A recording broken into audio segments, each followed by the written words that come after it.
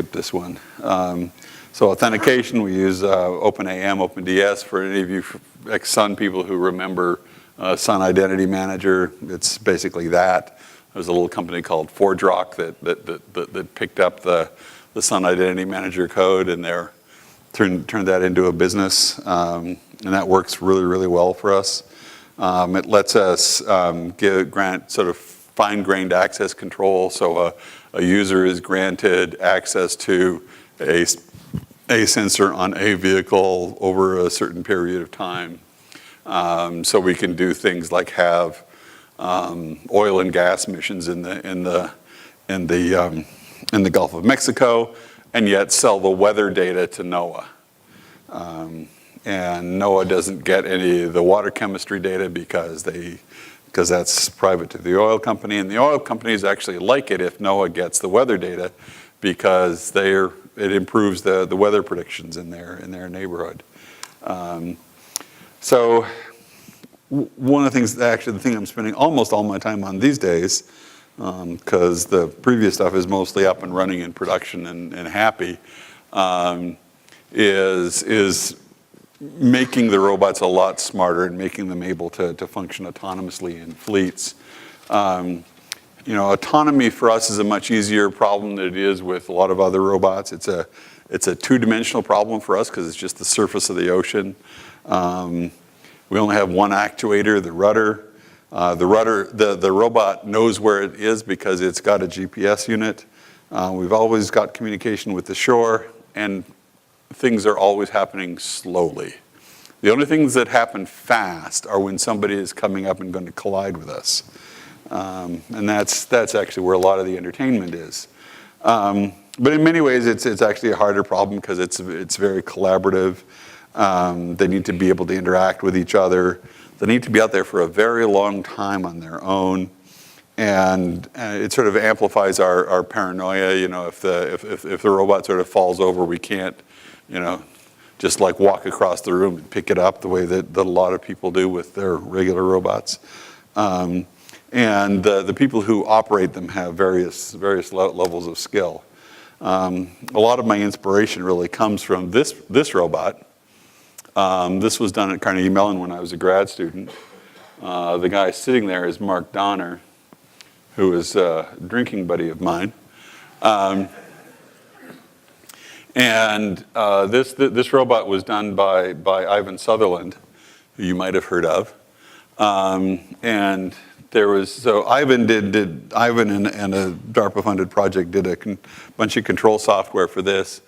Mark had this inspiration at some odd hour in the morning, beer involved, that, everybody else doing walking machines had these like large supercomputers that were calculating leg trajectories and all the rest of that. And Mark sort of went, cockroaches have 6 legs. Cockroaches walk just fine, and cockroaches don't have onboard supercomputers. So how does that work? So he actually spent a bunch of time in the biology literature. It turns out that the neural network of cockroaches was exquisitely well mapped out.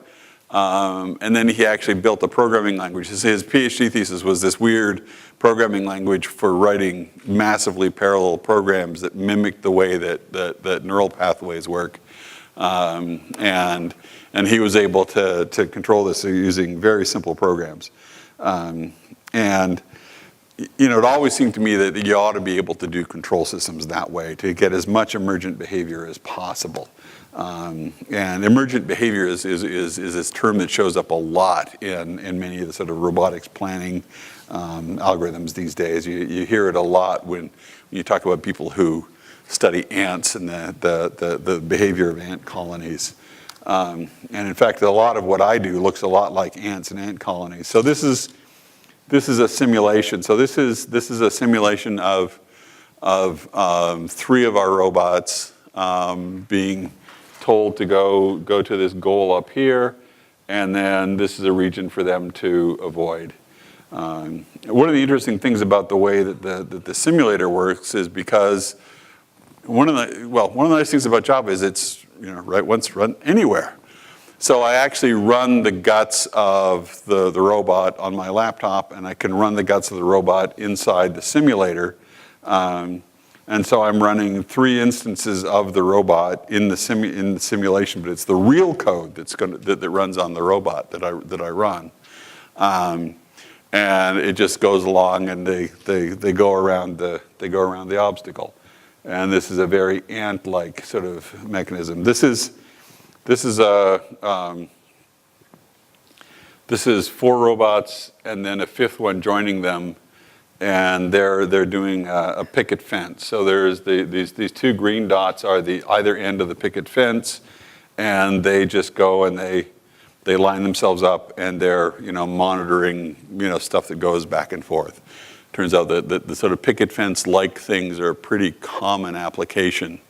And one of the things that people have a hard time with these things is, when the structure of the picket fence changes, like if you add an extra one, like here it's adding a 5th one, then if you've got humans operating it, they have to change the positions of all of them and have them adapt. And all of the behavior is automatic in this.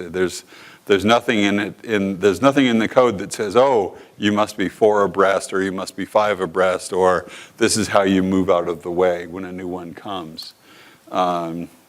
This is exactly the same simulation with just slightly different starting conditions. So here you see how the group starbursts to get away from each other, then they take up position, and then the 5th one gets added to the end.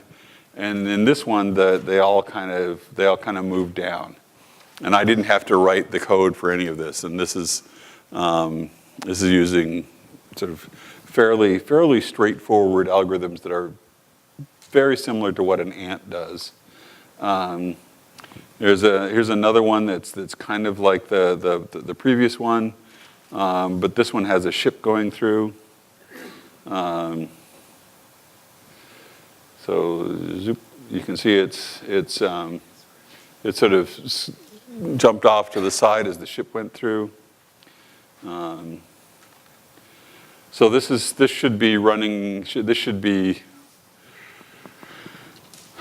actually in the water and working in about 2 or 3 months. Actually, this is one of the few experiences in my life where the software is ahead of the hardware.